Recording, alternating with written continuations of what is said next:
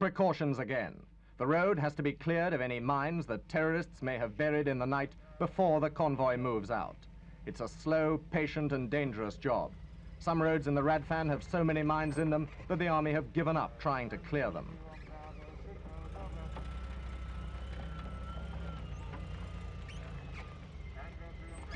If the mine detectors miss out, as happens when the mine is deeply buried, there's always the scout car to detonate it.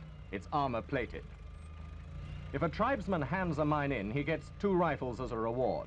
They count more than money in the ردفان. A tribesman handed this British-made Mark 7 mine into Paddy's field. The army say it came via Cairo to the Yemen, where it was given to the tribesman along with a cash payment. He got cold feet and collected his rifles instead, kept the Egyptian cash. That's business in the ردفان. It's easy to carry, easy to plant. The army have never caught an Arab in possession of one.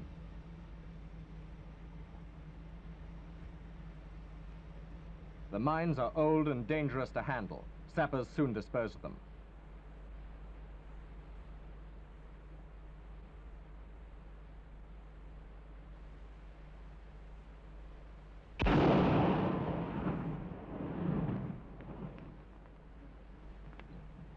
This was a 3-tonner before it went over a Mark 7 mine. It's worst for the driver in a closed cab usually, but the last man to be blown up by a mine suffered only shock. Another, Lieutenant Ian Martin from Edinburgh, still carries the scars. Lieutenant Martin, you've been blown up by a mine. What happened? Well, I was leading a convoy of unit vehicles back in from the desert and the hill country, and we're driving along a very soft sandy track.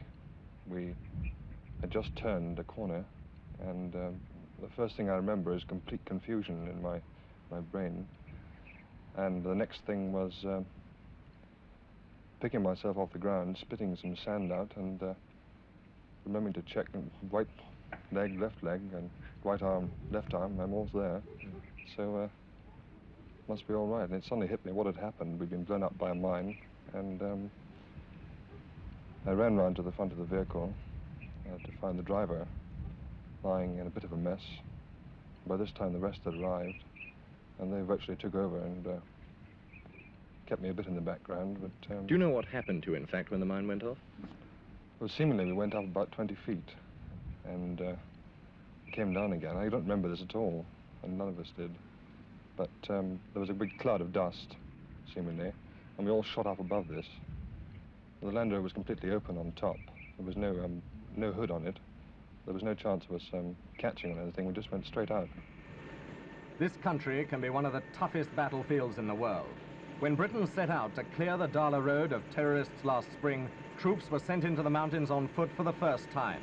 They fought the tribesmen in their own country, something which had never been done before. In the past, the tribesmen always sat on the ridges, the British in the valleys. But by last summer, British troops held the hills. The tribesmen make a tough enemy, but by now, most of them had had enough. Only the hardcore remained.